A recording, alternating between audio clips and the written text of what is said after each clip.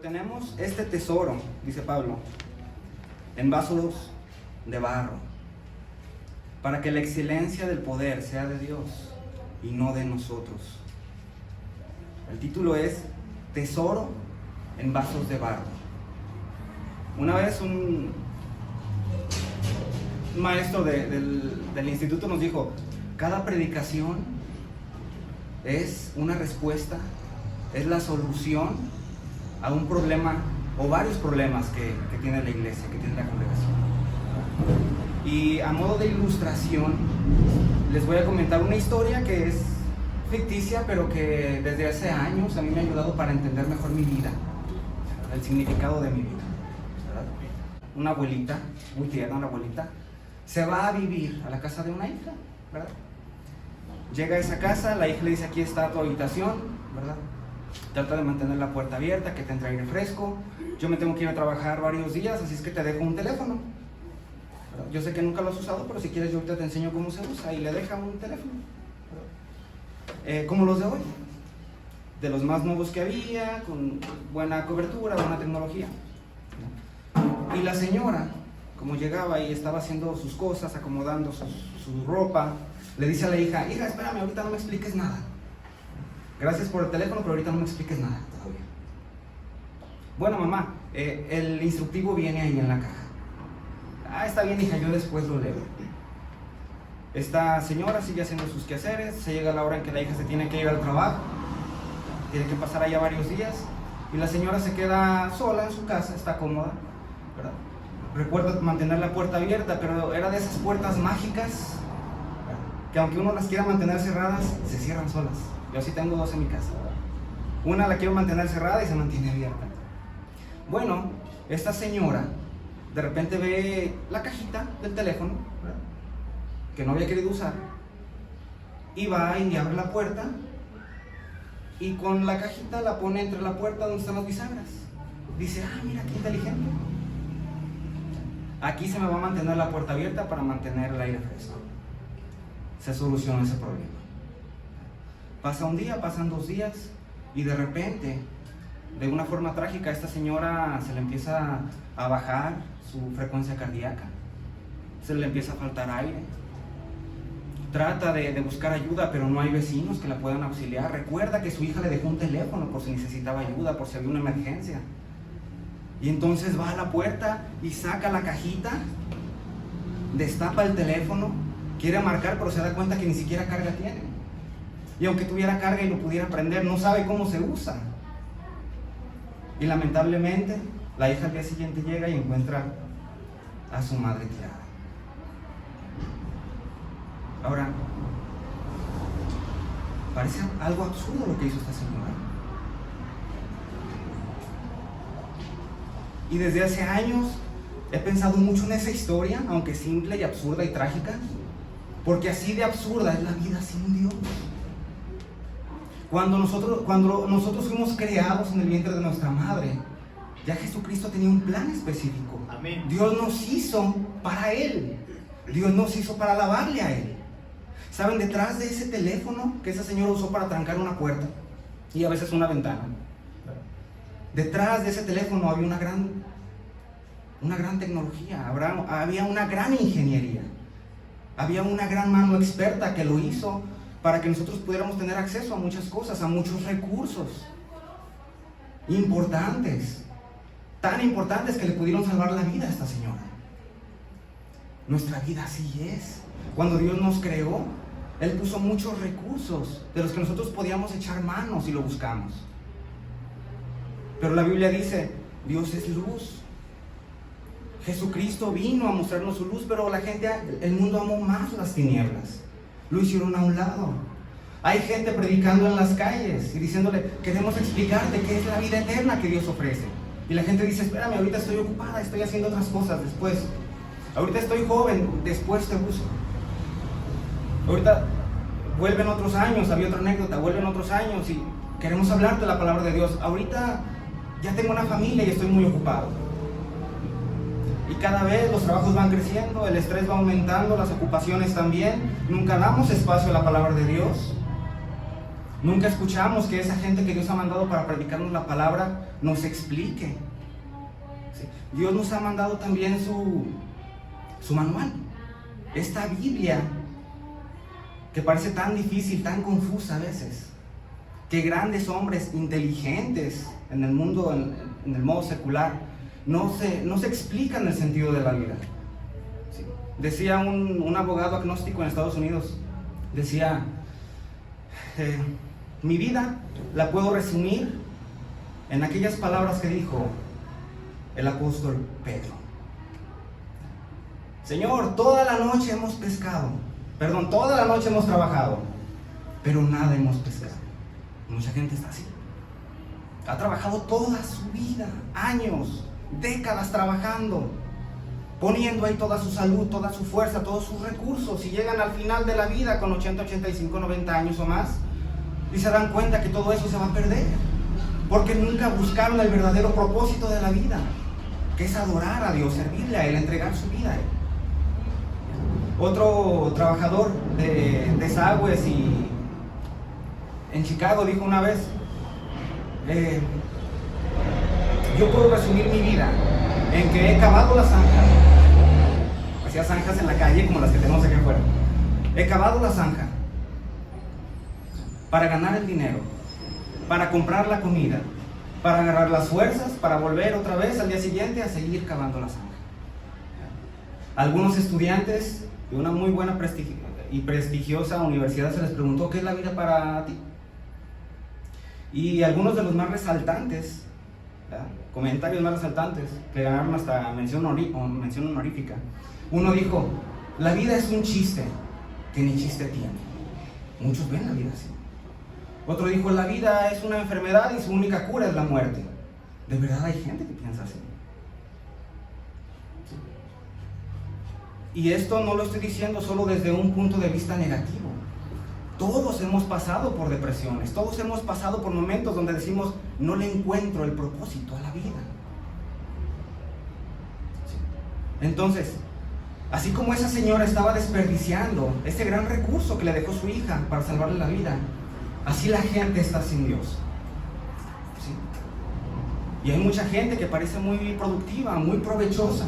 Hay gente incluso que tiene sentimientos piadosos y actos caritativos. ¿Sí? Es muy noble tener una familia, sí lo es.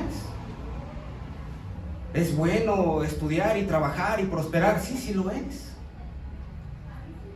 Pero la clave aquí es cuál es el final de todo. La Biblia dice, hay camino que al hombre le parece derecho, correcto, bueno, agradable, pero su fin es camino de muerte. Hay gente que puede criar a su familia con muy buenos valores, buena educación, buenos recursos, pero si nunca le enseña el temor a Jehová, amén, si nunca le enseña a respetar sus mandamientos, si nunca le enseña a entregar su corazón día con día a Él, no va a tener un buen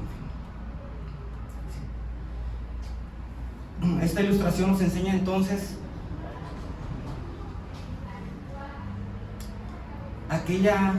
el sentido de la oración de Pablo que vimos en 2 de Corintios. ¿Sí? Porque Dios, que mandó que de las tinieblas resplandeciese la luz, en otras palabras, Dios quiere alumbrar nuestros ojos espirituales para que nos demos cuenta de lo que significa la vida, el propósito de la vida. Hay otro versículo que también escribió Pablo, es paralelo a este, pero este lo escribe a los Efesios. Dice Efesios 1:18, alumbrando los ojos de vuestro entendimiento para que sepáis cuál es la esperanza de aquel que os ha llamado y cuáles las riquezas de la gloria de su herencia en los santos. Aquí Pablo está orando, está diciendo, yo los llevo en mis oraciones, los recuerdo, le pido a Dios en mis oraciones por ustedes, para que ustedes se den cuenta que el propósito de la vida es mucho más grande de lo que estamos viviendo, mucho más grande de lo que nos han enseñado en las escuelas o de lo que se ha pasado en las culturas donde vivimos. Es mucho más grande. Esa es la oración de Pablo. Abran los ojos, que Dios les ayude a entender, que nos ayude a entender el propósito de la vida. Otro maestro nos decía, yo les voy a definir el éxito en mis palabras. El éxito de la vida es hacer la voluntad de Dios. Conocer y hacer la voluntad de Dios. Amén. Sí.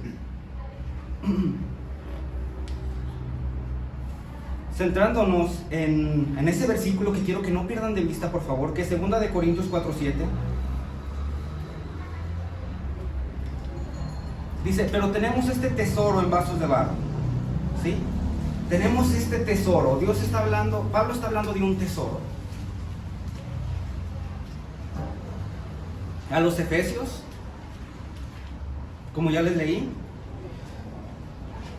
dice que Pablo ora a Dios para que Dios alumbre los ojos de nuestro entendimiento, para que sepamos la esperanza a la que Él nos ha llamado. Pero ojo aquí, ¿cuáles son las riquezas de su gloria? Dios quiere que nos demos cuenta de tantas riquezas que Él tiene para nosotros. ¿Sí? Les voy a mencionar algunas. Ya las han escuchado, pero cada día tenemos que recordarlas y cada día tenemos que practicarlas y disfrutarlas. ¿Sí? La semana pasada yo les hablaba algo acerca de la misericordia, ¿sí recuerdan, verdad? Amén. Les dije que la misericordia es tan especial que Lamentaciones 3:23 dice, por tu misericordia no hemos sido consumidos, porque nunca decayeron tus misericordias, nuevas son cada mañana. ¿Sí? Así comenzamos nuestra vida cristiana, por la misericordia de Dios. Así vemos aquellas grandes faenas, aquellas grandes obras de los héroes de la fe que vemos en la Biblia. Ellos empezaron igual, a través de la misericordia, porque por la misericordia Dios los llamó. Dios no llamó a David porque era muy fuerte. Dios lo llamó y después le dio fuerza y le dio valentía. Le formó un corazón conforme a él, un corazón valiente. Dios le dio la fuerza para incluso ser un muchachito que mataba leones.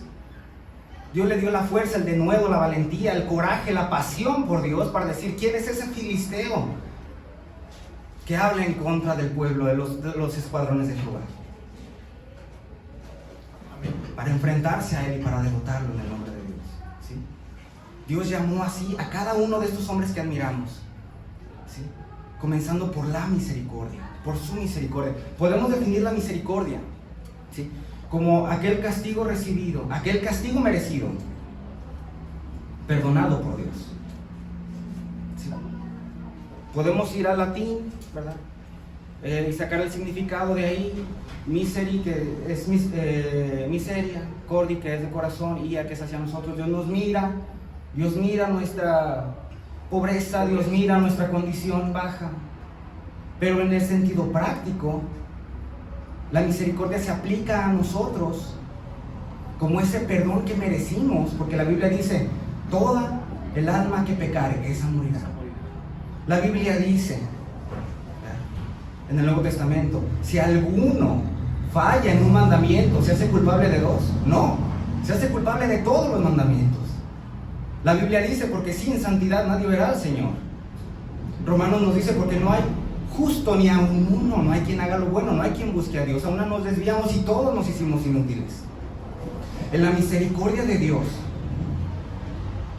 podemos ver la santidad y la justicia por un lado, y el amor y la piedad por otro lado. Por un lado tenemos el amor, la justicia y la santidad que exige un castigo. Todos nos desviamos, todos le hemos fallado a Dios. Y Dios mismo dice, sin derramamiento de sangre no hay remisión de pecado. Dios exige, su santidad exige, su justicia exige un castigo por el pecado que hemos hecho. Pues por un lado está su santidad y su justicia, que exigen un castigo por nuestro pecado. Y del otro lado está el amor y la piedad con que Dios nos quiso salvar. El amor con que Dios nos persiguió durante toda la historia. Cuando Adán cayó, ¿sí?, Dios lo puso en un huerto perfecto. Disfruta de este huerto, ponle nombre a todos los animales, le dijo. Lo hice para ti, Adán. Solo una cosa, no tomes de esa fruta. Cuando Adán va y toma, Adán y Eva caen en ese pecado. Adán no buscó a Dios para reconciliarse. ¿Verdad que no? Dios buscó a Adán. Adán, ¿dónde estás?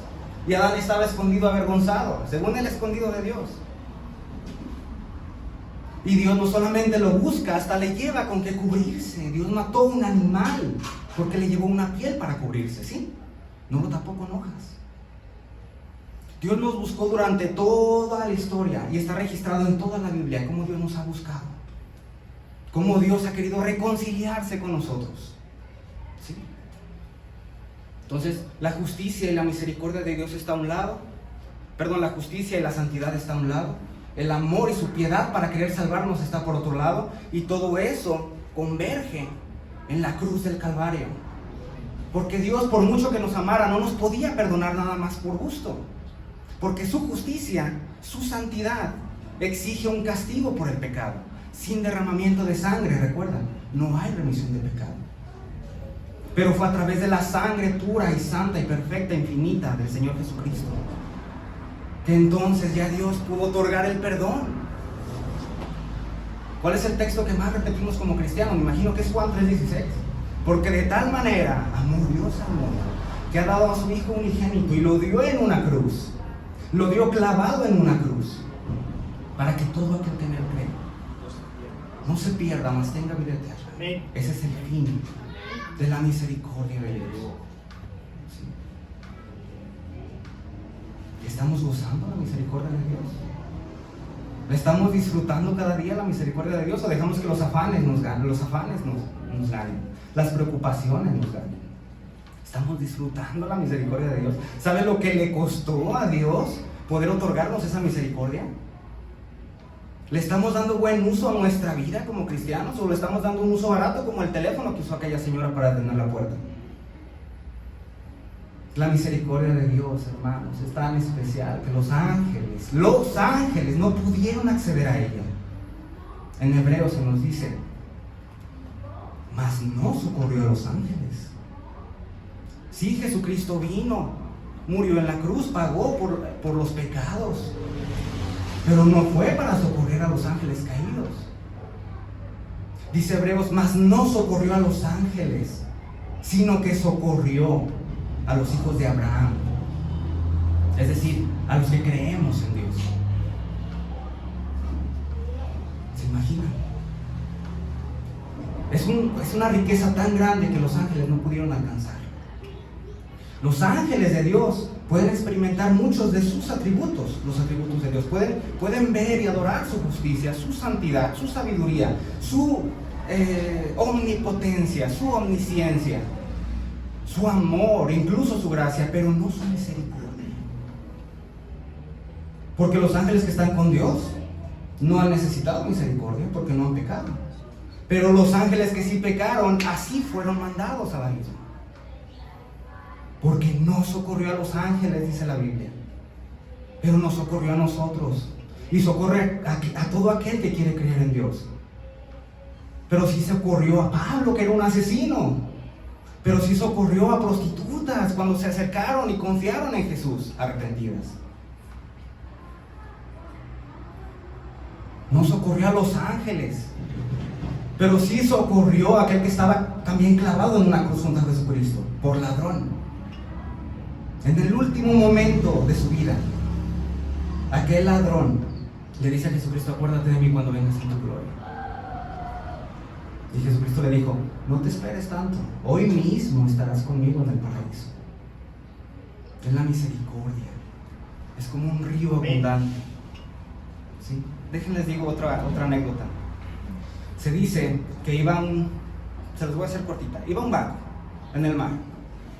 ¿Sí? Iba navegando, ya tenía varios días, por un accidente, por descuidos, perdieron lo más precioso que tenían, que es el agua para tomar. Porque una persona puede durar muchos días sin comer, pero no sin tomar agua. Iban en el mar, iban a varios kilómetros de la costa y decían, ¿qué vamos a hacer? ¿Dónde conseguimos agua? Hay que mandar señales de auxilio. Y sí, un barco se acercó a ellos y les dice aquel capitán, ¿qué necesitan? ¿Qué pasó? ¿Se están hundiendo? No veo ningún problema. ¿Qué pasó? ¿Por qué pidieron auxilio? Es que no tenemos agua, se nos acabó. Por favor, dennos por lo menos para un día en lo que llegamos a la costa. Y aquel capitán le dio risa y le dijo, nosotros tampoco tenemos agua, se nos acabó hace varios días. Dijo, ¿cómo? ¿cómo le hacen? Y le dice aquel capitán, pues resulta que sí estamos en el mar. Y ustedes saben que el agua salada es malísima para beber, cuando tiene sed. Sí estamos en el mar, dice. Pero ustedes a confianza pueden arrojar sus baldes hacia abajo y sacar agua y beberla. Porque justo este gran tramo, justamente estamos pasando por donde desemboca el río Amazonas, que es un río tan grande y tan poderoso que cuando entra al mar, llena de agua dulce varios kilómetros. La misericordia así es en la vida. Este mundo va navegando por la misericordia, aunque la Biblia nos habla del príncipe de la potestad del aire, que es Satanás, que está detrás de esos gobiernos nefastos, de esas corrientes filosóficas que prohíben la Biblia, que hablan mal en contra de Dios. Aún así, este mundo va navegando sobre misericordia, porque la Biblia dice, todo lo que existe, Dios lo creó, pero también por su poder se mantiene. Mientras hay vida y esperanza, mientras hay vida, podemos bajar esos baldes, esas cubetas, y llenarnos de misericordia. Porque la misericordia, hermanos, es la base por la que Jesucristo nos perdonó. ¿Recuerdan lo que les dije? Por la misericordia. En la misericordia vemos su justicia, su santidad, su amor, su compasión hacia nosotros, que convergen en la cruz de Cristo, y que de ahí resulta la gracia para poder perdonarnos. Y esa es la segunda riqueza que tenemos que disfrutar cada día, ¿sí? La gracia. Hebreos 4:12 dice, acerquémonos pues confiadamente al trono de la gracia para alcanzar misericordia y hallar gracia para el ¿qué? El oportuno socorro. La misericordia es una base, pero la gracia la complementa. Se los voy a leer otra vez. Acercémonos pues confiadamente al trono de la gracia para alcanzar misericordia y también para hallar gracia, dice, para el oportuno socorro. Déjenme contarles una pequeña ilustración. Aquí en la esquina, hace unos días hicieron un pozo, no sé si lo vieron. Creo que todavía está ahí. Es un pozo tal vez de un par de metros, poquito más tal vez. Yo paso por ahí y veo unos niños que están sentados justo en la orillita de ese pozo que hicieron, ¿sí? Y hay algunos trabajadores ahí. Me puse a pensar, ¿qué pasa si un niño cae? Obviamente se va a lastimar y no va a poder salir porque está alto ese pozo. Bueno, imagínense a uno de estos trabajadores o otra persona que va y lo saca del pozo. Eso vendría siendo la misericordia. Dios nos sacó del pozo de la desesperación. Dios nos sacó de la esclavitud del pecado. Dios nos sacó del pozo donde estábamos, ¿sí? Pero imagínense que este hombre saca al niño del pozo y lo vuelve a dejar otra vez ahí donde estaba sentado en la orilla. ¿El rescate es eficaz? O como dice aquí la Biblia, ¿es un oportuno socorro? Por el momento fue oportuno, pero lo está dejando al borde del peligro otra vez, y ahora peor porque ya tiene heridas, ¿sí? Entonces, ¿qué más hace? Agarra al niño, le limpia sus heridas, sana lo que pueda sanar, lo lleva a una clínica si son heridas graves, o a su casa para darle más cuidado, donde esté resguardado. Así actúa la gracia en nosotros, ¿sí? El oportuno socorro, el rescate eficaz que Dios hizo en nosotros, consta de tres cosas claves, tres palabras claves. La redención, que nos sacó del pozo. Éramos esclavos y Él nos compró. Esa es la redención. Segundo, la justificación, porque ya Dios no nos ve como antes. Ya no nos ve como unas nuevas criaturas. Ya nos ve a través del sacrificio de Jesucristo. En el Calvario, el Señor Jesucristo cambió. Hizo un cambio, tomó nuestros pecados, pero nos dio de su justicia. Esa es la justificación. Por eso la Biblia dice, la oración eficaz, la oración del justo puede mucho. Porque ya Dios a su Hijo lo ve como una persona justa, porque lo ve a través del Señor Jesucristo. ¿Sí? Entonces, redención, justificación y santificación. Y la santificación no significa ser perfectos, sin mancha, inmaculados, infalibles, claro que no. La santificación, el ser santo, significa ser apartado para Dios, que eso es mucho mejor. Porque Jesucristo dijo, yo no vine a llamar a justos, porque para empezar no hay, pero hay mucha gente que se cree así. Yo vine a llamar a los enfermos, vine a llamar a los pecadores al arrepentimiento, para darles de mi justicia. Dios nos ha dado entonces de su misericordia todos los días, nos ha dado de su gracia, nos ha dado de su libertad. Jesucristo dijo, y conoceréis la verdad, y la verdad os hará libres. Entre tantas filosofías que hay ahorita, entre tantas corrientes, entre tantas libertades que ahora se están tomando, la Biblia dice que a lo malo llaman bueno y a lo bueno llaman malo. Tenemos que buscar la verdad, y solo hay una, es Jesucristo la verdad. Y todo lo que emana, todo lo que sale de Él es la verdad. Dirijámonos por la verdad, por eso la Biblia dice con qué limpiar el joven su camino, con guardar su palabra, pero también dice que tu palabra es lumbrera, que Él va guiando nuestro camino. La verdad eso hace, limpia el camino de mentiras y nos va guiando hacia el propósito que Dios tiene para nosotros. ¿Sí? La Biblia dice, el que hace pecado es esclavo del pecado.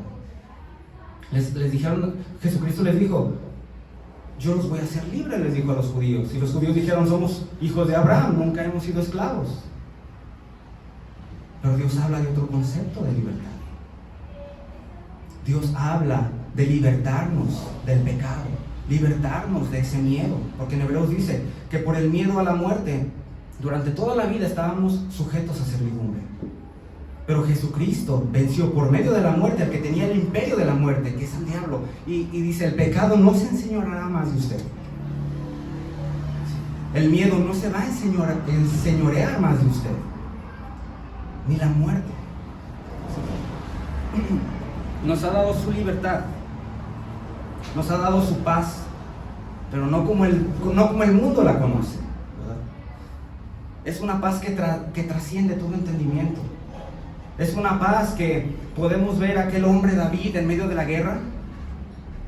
Flechas por aquí, lanzas por acá, enemigos por todos lados. Y él todavía podía decir, en paz me acostaré. Amén.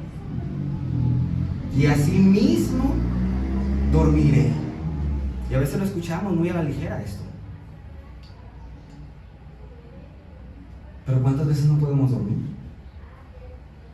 ¿Cuántas veces se nos llegan las 3, las 4 de la mañana y no podemos dormir?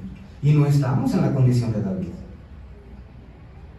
No estamos al borde del peligro de la muerte, rodeado de enemigos. Otras veces sí, pero lo que digo que a veces con poquito nos achicamos y perdemos la paz. Jesucristo dijo, yo he venido para que tengan vida, pero ¿qué? Que la tengan en abundancia. Y la abundancia se vive con estas riquezas de Dios. Por eso Pablo habla de un tesoro.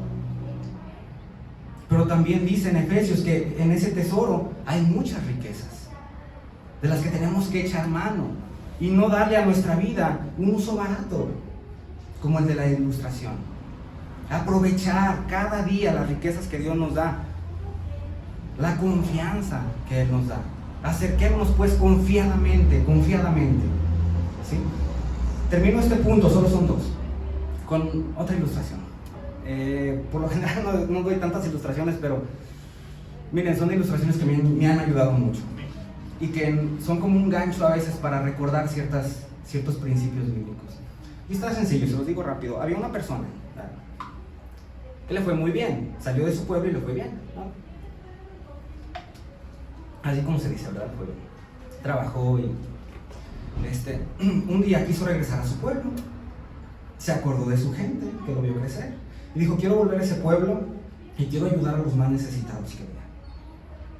Se pone su chequera en la bolsa y recorre el pueblo, y la primera persona que se encuentra es un hombre que tiene varios hijos, con su ropa muy desgastada, con sus zapatos casi rotos y muy descuidado, ¿sí? Pidiendo trabajo, pidiendo algo para poder sustentar a sus hijos, y dijo, él es el primero que voy a ayudar. Y va y se acerca y le da un cheque. Y este hombre dice, gracias señor, pero ¿qué hago con esto? Nunca he tenido un cheque en sus manos. Le dijo, mira, ve aquí enfrente al banco y ahí te van a dar lo que estás necesitando. Este hombre entonces agarra el cheque, se dirige al banco y cuando se fija por los cristales ve que adentro toda la gente está bien vestida, toda la gente está bien presentable. Y dice, yo no puedo entrar ahí, yo no soy como ellos, no soy digno ni siquiera de poner un pie adentro con esos zapatos sucios y con esta ropa desgarrada. Y se regresa y le dice, ¿no tendrá otra forma de ayudarme? Porque este papelito no lo puedo cambiar ahí adentro porque no puedo entrar. Y entonces este hombre le dice, para ellos, para los que están adentro, el que está adentro, el que te va a dar lo que tú necesitas, lo más importante no es tu ropa, ni tus zapatos, ni si traes perfume, ni si estás peinado. Lo más importante es la firma que viene en ese cheque. Al momento que vean el cheque con mi firma y que vean mis recursos, al momento te van a dar todo lo que necesitas. Eso es lo que nos trata de decir este versículo. Acerquémonos confiadamente. Amén. Confiadamente. Vamos a llegar a Jesucristo con la ropa sucia, con la ropa desgastada, vamos a llegar cansados, vamos a llegar llorando, vamos a llegar hasta dudosos muchas veces de nosotros mismos o de lo que pasa. La confianza debe estar en los recursos del Señor Jesucristo. Por eso oramos en su nombre, en el nombre del Señor Jesucristo. Yo las oraciones más difíciles que he tenido por mi hijo o por otras cosas,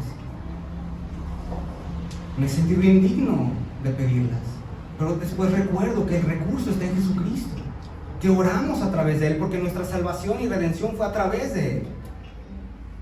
Señor, en el nombre de Jesucristo, por los méritos del Señor Jesucristo. Y Dios escucha nuestra oración, y Dios nos da lo que necesitamos. No siempre lo que le pedimos, pero sí lo que necesitamos. Dios oye nuestro clamor. Este hombre sigue. Este hombre sigue.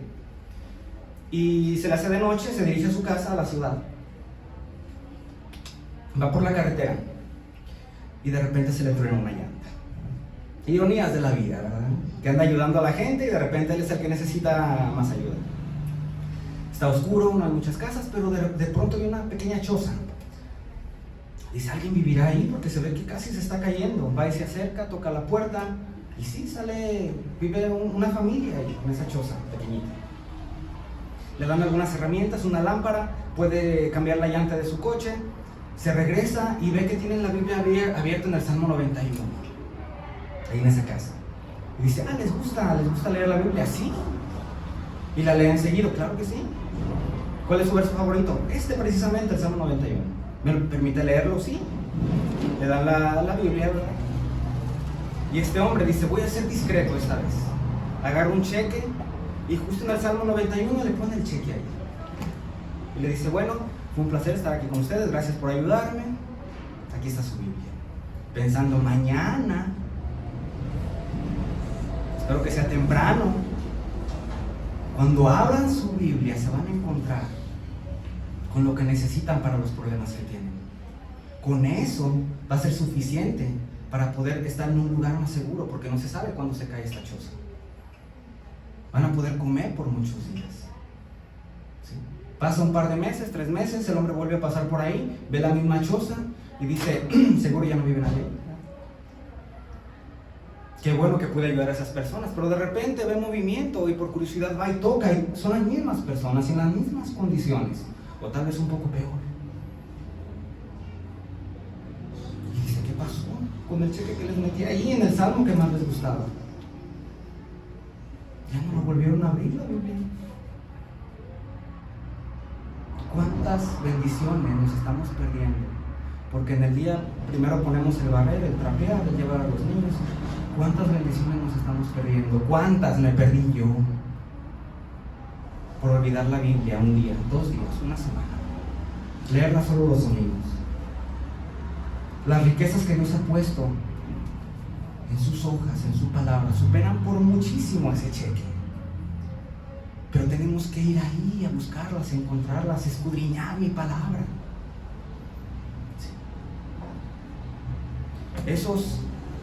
Ese telefonito que esa señora usó para tener la puerta, representan unos 15 años de mi vida sin Dios. 15 años en que yo solamente estaba deteniendo una puerta para dejar de entrar aire fresco. Solamente detenía un trabajo, solamente detenía un estudio, solamente detenía algunas actividades para subsistir, para mantenerme vivo. Pero la vida abundante llegó con Jesucristo. Amén. Llegó cuando me predicaron su palabra. Llegó cuando le creí a Él. Ahí empiezan esas riquezas. Ahí empezamos a disfrutarlas. Dios nos ha dado gozo. Imagínense cuánto gozo el saber que disfrutamos la presencia de Dios, que tenemos su palabra. No nos hagamos como David, que decía: Señor, vuélveme el gozo de tu ¿qué? De tu salvación, decía, vuélveme el gozo de tu salvación. Y la salvación no la va a perder, pero el gozo sí se pierde porque hacemos caso a otras cosas, a tantos afanes de la vida, como si Dios no nos hubiera enseñado a tener gozo aún en medio de las dificultades. ¿Recuerdan a Pablo y Silas en la cárcel? Estaban llorando ellos. Ellos cantaban, ellos tenían sus grilletes, cadenas en las manos, en los pies. Habían sido golpeados, no sabían ni siquiera cuándo iban a salir o si iban a salir. No sabían si iban a comer o no. No sabían si iban a llegar a golpearlos otra vez. Pero ellos estaban cantando y cantando de corazón. Ese es el gozo que sobrepasa todo entendimiento, y la paz que sobrepasa todo entendimiento, y la fe y la tranquilidad que sobrepasa todo el entendimiento de este mundo. Y son las riquezas que Dios no quiere que olvidemos todos los días. Nos seguimos enfocando en ese versículo, ¿verdad? ¿Alguien lo puede leer, por favor? Pero tenemos este tesoro en vasos de barro, para que la excelencia del poder sea de Dios y no de nosotros. Aquí yo veo una doble intención. Una doble intención de parte de Dios. Incluso aquí vamos a ver una gran diferencia, un gran contraste que Pablo hace con esta ilustración que él pone, ¿sí? Por un lado está diciendo: tenemos este gran tesoro, ¿sí? Y las riquezas que vienen con él. Por otro lado está diciendo: pero el tesoro ha sido puesto en vasos de barro. Porque Dios no solamente quiere que nos demos cuenta de las riquezas que podemos tener en Él. Dios quiere que nos demos cuenta nuestra naturaleza, nuestras características, cómo somos realmente. Y desde el Antiguo Testamento Dios compara a su pueblo con barro. Desde Génesis capítulo 2 versículo 7, Dios dice que creó al hombre con el barro. Y tomó Jehová el polvo de la tierra y formó al hombre y sopló en él aliento de vida. En Jeremías capítulo 18, Dios le dice a su profeta: ve a casa del alfarero y ahí te voy a enseñar lo que le vas a decir a mi pueblo. Y Jeremías va y ve que el alfarero está moldeando una vasija, un vaso, le está poniendo su empeño, su esfuerzo, y de repente ese barro se le echa a perder. Pero el alfarero no tiró el barro a la basura, no lo desechó, lo volvió a formar hasta que terminó su obra. Y Dios le dice a su pueblo: así como el barro, así como ese barro en manos del alfarero, así son ustedes para mí. Se han echado a perder muchas veces, pero no los he desechado, dice Dios. Y la Biblia dice: Dios cumplirá su propósito en mí. Vamos a ver. Amén. ¿Sí? Ahora acá Pablo nos vuelve a comparar con el barro y nos dice que somos vasijas de barro. Quiere que nos comparemos con vasijas de barro, ¿sí? Y tenemos de verdad muchas similitudes, y tenemos que ser conscientes de las debilidades que tenemos como vasos de barro, ¿sí? Para empezar, el barro es precisamente, ¿sí?, de todos los materiales que se usan para construcción, es el más humilde. La gente más acaudalada construía sus casas con chapas de oro, a veces hasta con pilares de oro. Los menos pudientes con plata, y luego con bronce y con otros metales, pero el más humilde construía con barro. Es el material más humilde. Y Dios nos quiere enseñar aquí que la humildad jamás la debemos de perder.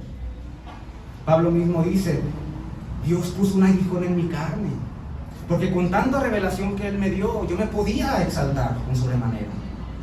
¿Sí? Dios me dio una debilidad para recordarme que debo ser humilde, porque Dios resiste a los soberbios, pero les da gracia a los humildes. Dios se alegra con los humildes. Jesucristo mismo fue el ejemplo mayor de humildad, del Rey de Reyes, Todopoderoso. Dijo, aprended de mí que soy manso y humilde de corazón. Jamás ni un día perdamos nuestra amistad, porque somos nuestra amistad con Dios a través de la humildad. Nuestra cercanía con Dios a través de la humildad, porque somos vasos de barro, humildes. ¿Sí? Segunda característica del barro es que es un material frágil y vulnerable. Es un material que con un golpe fuerte o una caída se va a romper y ya no va a quedar igual. Y no sé si necesite explicación este punto, porque todos nos hemos sentido frágiles y vulnerables muchas veces. Hemos tenido caídas y ya no quedamos igual. Hemos pasado duros golpes y nos quebramos en llanto, en quejas, en desesperación. Somos vulnerables, estamos expuestos a un mal gobierno, a un mal juez que nos ponga en la cárcel injustamente. Somos vulnerables incluso a malos vecinos, incluso a gente cizañosa dentro de iglesias, que a veces es la que termina siendo más daño. Somos frágiles, somos vulnerables y Dios quiere que veamos eso. La Biblia compara la vida Dios compara la vida del hombre con dos cosas muy interesantes que les voy a compartir. Primero es con la niebla de la mañana. Hay veces que la niebla es tan densa que no nos deja ni siquiera ver a 1 metro, a 2 metros de distancia. No nos deja hacer las cosas. Se ve una neblina fuerte, pero que a las 2-3 horas ya se desvaneció. Así es la vida del hombre. Un día podemos vernos con mucha fuerza, pero esa fuerza va a acabar, porque somos frágiles. Nuestra naturaleza es frágil. Por eso la Biblia dice, bueno es al hombre llevar el yugo desde su juventud. Bueno es entregar, en otras palabras, bueno es al hombre entregarle su vida a Dios desde joven, porque desde joven estás aprendiendo sabiduría. Desde joven te estás dando cuenta de la naturaleza de Dios, pero la naturaleza tuya también. Porque las corrientes de la nueva era, tantas filosofías que hay ahorita, te dicen que el poder está en ti, que tú puedes decretar y tú puedes conseguir todo lo que quieras. ¿Sí? Y no niego la capacidad del enfoque de la mente humana, es muy poderoso el enfoque, pero no podemos hacer a un lado a Dios ni sus propósitos. Una vez, ¿sí? Les dije a una congregación, una vez yo hice mi lista, ¿verdad? Hice mi lista de cosas que quería, ¿verdad? Hice mi lista y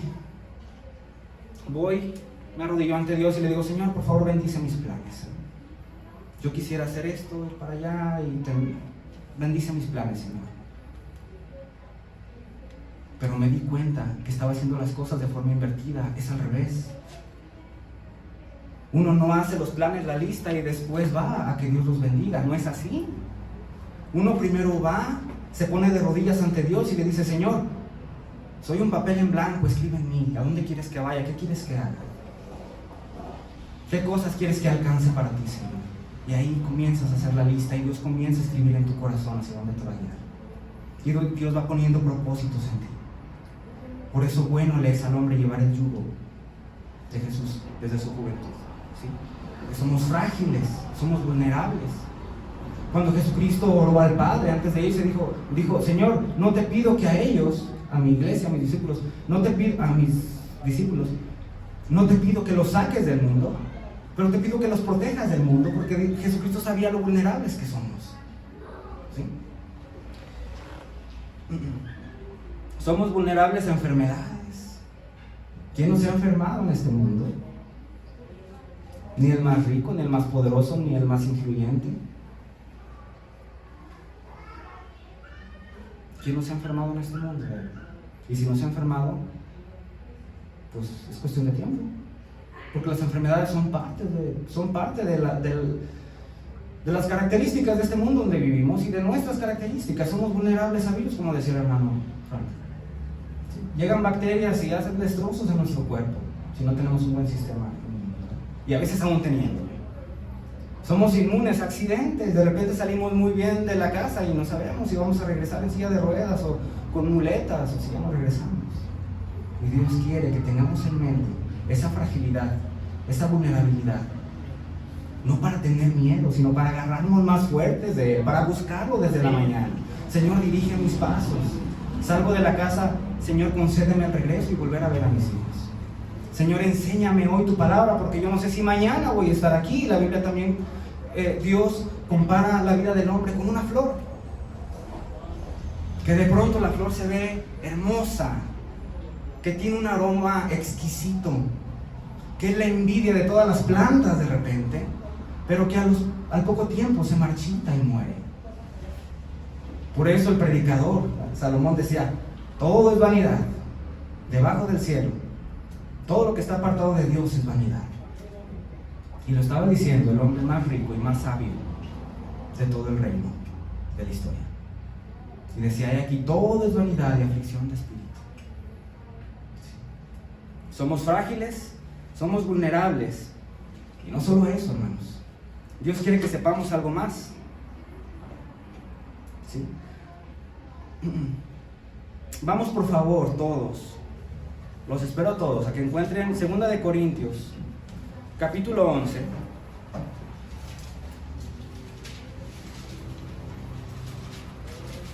Segunda de Corintios 11,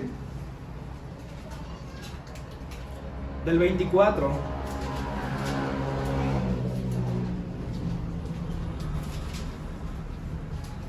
al 25. Se los voy a leer,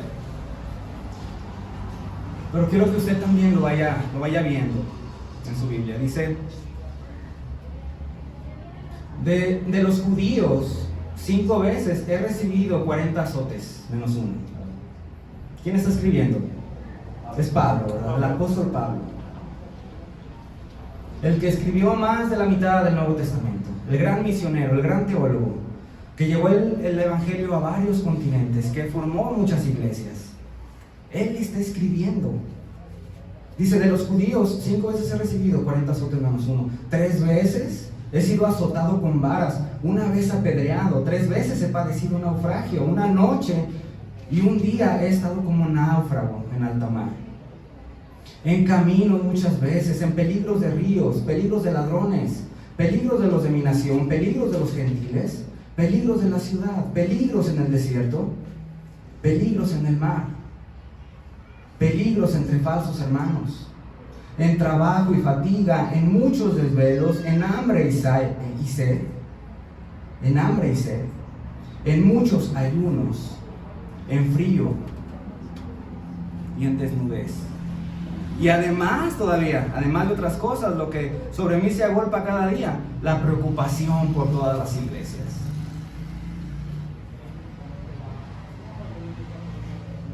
Es Pablo mostrando su fragilidad, pero también está mostrando una característica más del barro. Usted no puede usar el barro si no lo pasa por el fuego. No lo va a usar adecuadamente. Si hace una vasija, la vasija se va a deshacer con el agua. Con el agua. No hablemos de golpes. Es necesario que el barro pase por el fuego.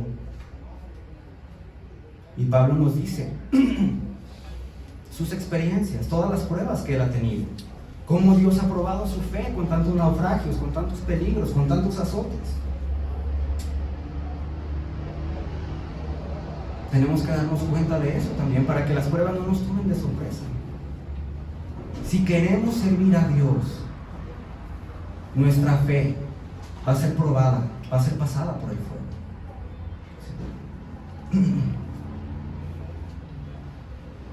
Pero debemos de tener en mente cuál es la intención. No es hacernos sufrir, no es hacernos sentir mal. Cuando Dios pone nuestra fe a prueba, cuando Dios nos hace pasar por el fuego, cuando Dios nos hace pasar por tribulaciones, por momentos difíciles, es porque Él tiene el propósito de darnos madurez, de hacernos crecer, de hacernos confiar más en Él. Pero sobre todo de poder usarnos. Porque en este mundo, el trabajo, la obra más importante que se está haciendo, no es el de las grandes constructoras o los planes de los gobiernos, ¿no? El trabajo más importante que se está haciendo en este mundo es la obra de Dios, el predicar su palabra, el extender su reino, porque entonces, después de eso, dice la Biblia, vendrá el fin. Pero los ángeles no se van a parar en las esquinas a predicar. Los querubines no van a llegar a las iglesias a dar sermones. Dios mismo no va a venir Él solo va a hacer la obra. Porque la Biblia dice, a Dios le pareció, Dios quiso salvar a la humanidad a través de la locura de la predicación. Porque para los de afuera, los que no creen, esto les parece locura.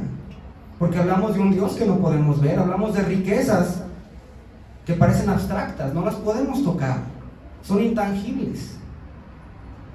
Aquí el mundo se concentra en lo que puede ver, lo que puede comer, lo que puede tocar, lo que puede presumir a los demás. Las riquezas de Dios son todo lo contrario. Por eso Pablo escribe al final, poniendo los ojos en lo que no se puede ver, porque eso es eterno. Todo lo que usted pueda ver, dijo Pablo aquí, lo acabamos de leer en la lectura bíblica, todo lo que usted puede ver, todo, es perecedero, se va a terminar.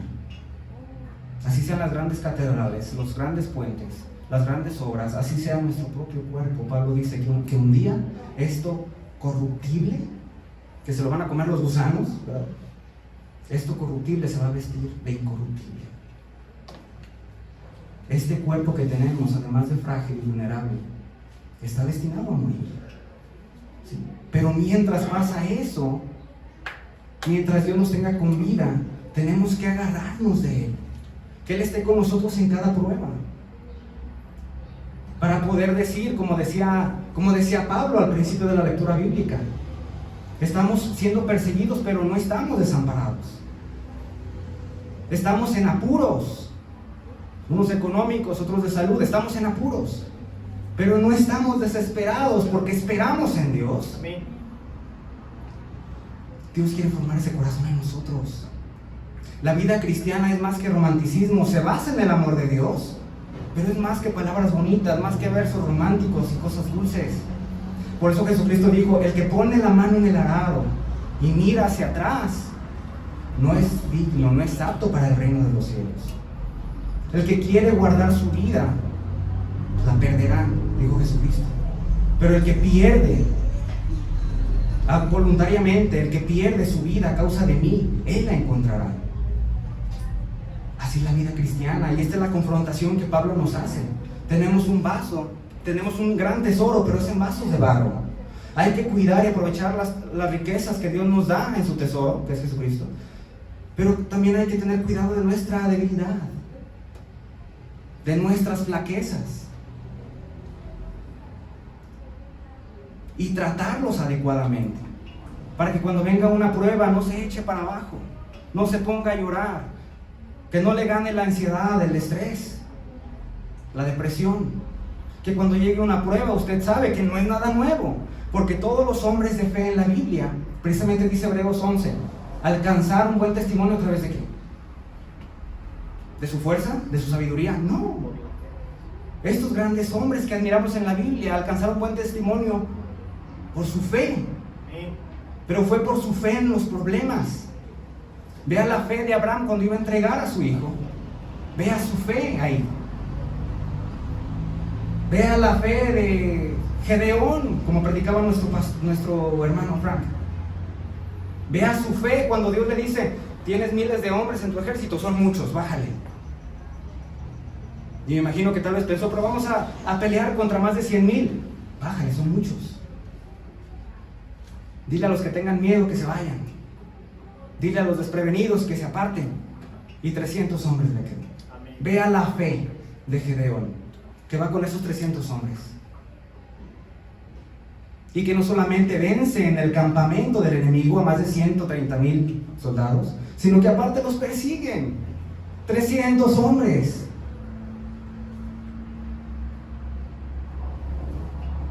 Pero es a través de la fe, es a través de la fe que vamos a vencer esas pruebas. Pero también es a través de las pruebas que Dios va a aumentar nuestra fe. Dios no quiere tener hijos consentidos, chiqueados. Dios quiere tener hijos que vayan creciendo, que maduren, que sean aptos para el reino, aptos para predicar su palabra. ¿Sí? En Pedro, capítulo 1, versículos 6 y 7. Ya casi estamos terminando.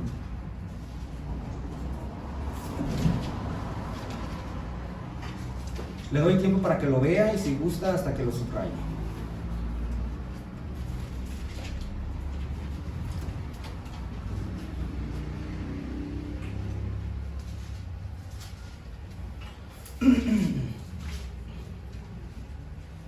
¿Ya lo tiene? Amén.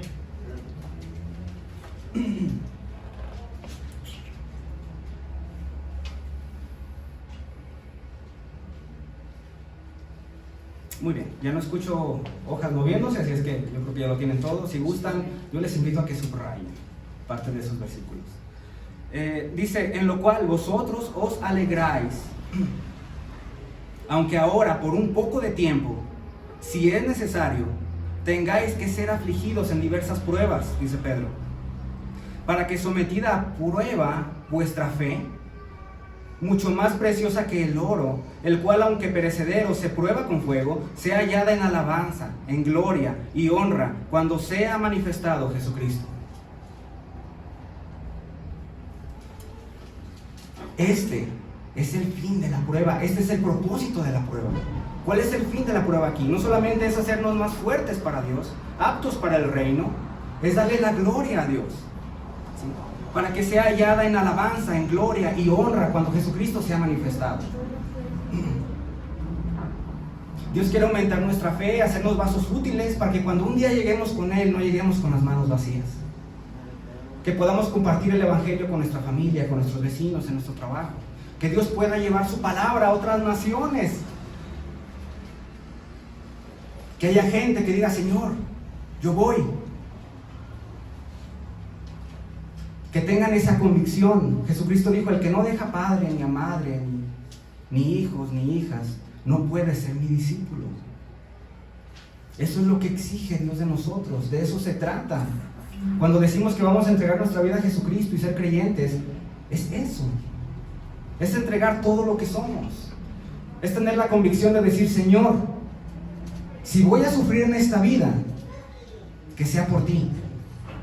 Porque ojo aquí, Dios aquí nos está enseñando, a través de este ejemplo de los vasos de barro, pruebas que vamos a tener, dificultades por nuestra propia debilidad y fragilidad. Dios nos está diciendo que van a venir situaciones muy difíciles, pero una pregunta, ¿quién no pasa situaciones difíciles en la vida? Muchos sufren por amor, estando sanos, estando fuertes, sufren por amor, hasta se suicidan por un desamor. ¿Sí? Muchos sufren por sus afanes, muchos sufren por sus propios caprichos o gustos. Que en nuestro corazón esté decirle a Dios, Señor, si yo voy a sufrir en esta vida, quiero que sea por ti. Si voy a padecer pruebas, yo quiero que sea por ti. Si voy a pasar momentos difíciles, yo quiero que sea por ti. En mi corazón está decirle a Dios, Señor, yo prefiero sufrir en esta vida 10 veces más, pero que sea con tu presencia. Y no sufrir 10 veces menos, pero alejado de ti. Cuando Dios nos habla acerca de estos problemas que vienen, aflicciones, tribulaciones, pruebas, problemas de salud, problemas económicos, problemas sin fin de problemas que hay. Cuando nos dice que nuestra mente es frágil y se puede quebrar por una preocupación y ya estamos mal.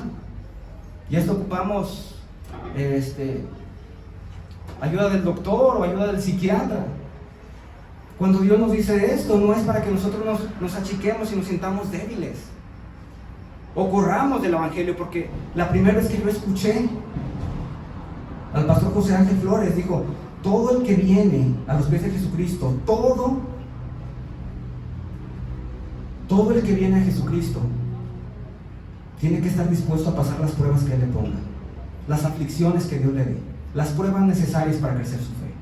Yo en ese momento me hice chiquito y me asusté, porque no había entendido que en cada aflicción está Dios, en cada enfermedad está Dios, en cada prueba está la misericordia de Dios. Cada vez que has llorado solo en tu habitación, que no encuentras qué hacer, Dios está contigo. Cada vez que ves los problemas, que parece que el camino se termina y que no sabes para dónde ir, Dios es el que te ha sacado de ahí.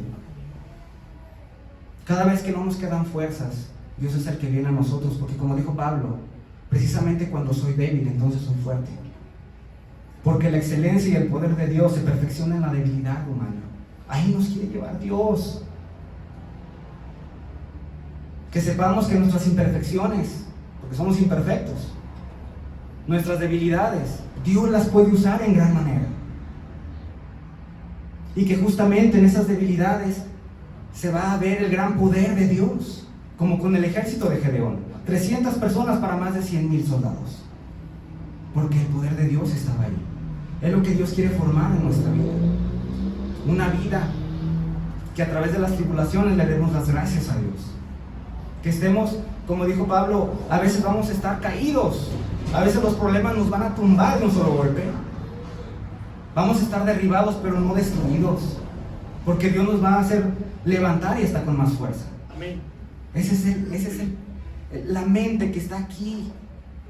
Es la mente de Pablo. Por eso Pablo dice, yo le ruego a Dios que Dios les abra sus ojos y mis ojos, para que veamos nuestra debilidad, pero que sobre esa debilidad está el poder de Dios. Porque sobre estos vasos de barro no están vacíos, está el poder de Dios. Pablo, en el versículo que les dije que tuvieran en mente, ¿verdad? Mas tenemos este tesoro en vasos de barro. Pablo ahí habla de un tesoro, ¿verdad? Es singular, porque el tesoro más grande que tenemos en nuestro corazón es como predicó su pastor Rafael la semana pasada, es Jesucristo en nosotros. Amén. Termino con Colosenses. Les voy a leer rápido. Colosenses capítulo 1, versículo 26 dice: el misterio que había estado oculto desde los siglos y edades, pero que ahora ha sido manifestado a sus santos, o sea, a su iglesia, a quienes Dios quiso dar a conocer las riquezas de la gloria de este ministerio. Y ya vimos grandes riquezas, ¿verdad?, de este misterio. El misterio que había estado oculto desde los siglos y edades,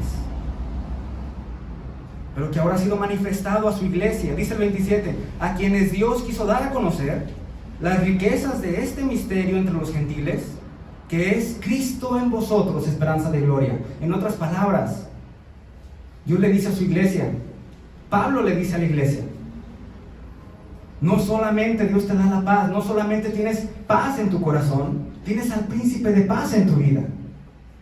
No solamente Dios te da la fe, tienes el autor y consumador de la fe en tu vida, en tu corazón, viviendo cada día contigo, porque la Biblia dice que todo aquel que creyó en Jesucristo, desde el momento que creyó y entregó su vida a Jesús, desde ese momento fue sellado con el Espíritu Santo. Es la presencia de Dios. Jesús dijo, he aquí, yo estoy con ustedes, con vosotros, todos los días y todas las noches, hasta el fin del mundo, hasta que Él venga otra vez por nosotros, corporalmente. Pero su Espíritu vive en nosotros, ¿sí? Ese es el verdadero propósito de la vida cristiana, ¿sí? Que Dios viva en nosotros para que nosotros podamos sentir con su corazón y pensar con su mente, con la mente de Cristo. Amén. Ahora, vemos este tesoro en nuestros corazones, vemos las riquezas que conlleva, que surgen de este tesoro que es Jesucristo, su paz, su misericordia, su amor, la fe. Pero por otro lado tenemos que ver también la responsabilidad que implica, ¿sí? Y la responsabilidad, como dice Pablo, es que hemos sido embajadores de Dios. Somos embajadores de Dios, dice Pablo, como que si Dios rogara a través de nosotros. Os rogamos en nombre de Dios, reconciliaos con Dios. Ese es el mensaje de salvación. Ese es el mensaje que debemos llevar todos los días en nuestra vida. Cuando Jesucristo dio la gran comisión y dijo: toda potestad me es dada en el cielo y en la tierra, por tanto id. La palabra id tiene otra connotación, otro significado al que vemos en Reina Valera. No es ir, no es solo ir, es mientras vas yendo. Mientras vas yendo a tu trabajo, a tu escuela, mientras vas al mercado, mientras estás en tu casa, mientras vas con la familia. Lleva ese tesoro, porque la gente lo necesita. Más que una vacuna para este virus que anda por ahí dando lata. Dios tiene la solución para cada problema de la sociedad, pero los problemas reales. La gente se está yendo, se está condenando. ¿Sí? La gente, una vez pisando el infierno, ya no sale de ahí, más que para ir al juicio y luego al lago de fuego. Esos son problemas. Ese es un verdadero virus. La Biblia dice que el aguijón de la muerte es el pecado. O sea, a través del pecado, la muerte ha entrado a las personas. Y sienten que tienen vida. Se sienten hasta exitosas muchas personas. Pero su fin, dice la Biblia, es camino de muerte. ¿Sí? Y tenemos que llevar ese tesoro. Tenemos que compartir ese tesoro. ¿Sí? Ahora, yo cuando llegué aquí en el mensaje dije: wow, esto es lo sumo. Imagínense, el Dios de gloria. La Biblia dice que Jesucristo es el resplandor de toda la gloria de Dios. Es su misma sustancia y lo tenemos en nosotros. Puede ser nuestro tesoro para todos los días. Y yo dije: wow, aquí está como lo sumo del mensaje. Pero después me llevó Dios a otro versículo. Y yo dije: ¿podrá haber algo más grande que esto? ¿Podrá haber algo que nos llene de más gozo que saber que Jesucristo mismo está en nuestras vidas? Y a mi punto de vista, a mi parecer, en Éxodo 19:5, Dios le dice a su pueblo: si guardareis oído a mi voz y guardareis mi pacto, ¿cómo dice? Vosotros seréis mi especial tesoro. Y esto fue lo que de verdad,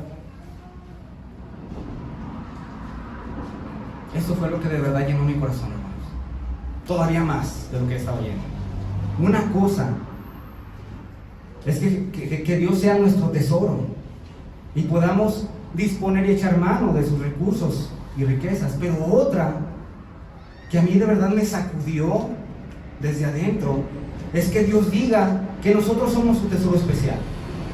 Dios, el que creó todo lo que existe, el que está rodeado por millares de ángeles, que le rinden tributo, que le rinden adoración todos los días, el Todopoderoso. Dice: si guardas oído a mi palabra y guardas mis mandamientos, mis pactos, tú vas a ser para mí mi especial tesoro. Y suena bien, pero cuando vamos al contexto, a cómo se usaban esas palabras con los palestinos y árabes, cobra un mejor sentido todavía. Cuando los árabes y los palestinos viajaban en caravanas, agarraban sus pertenencias, su tesoro, y lo guardaban en cofres, muy seguros con su llave. Ese era su tesoro. Pero de ese tesoro apartaban lo más valioso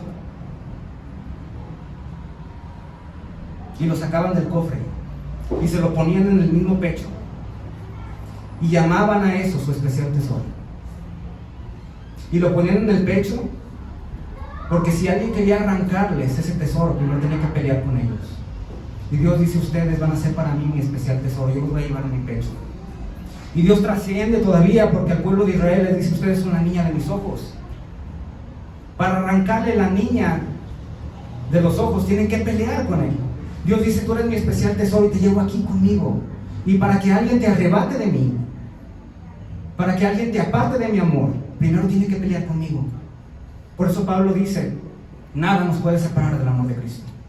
Ni lo profundo, ni lo alto, ni lo bajo, ni ángeles, ni potestades.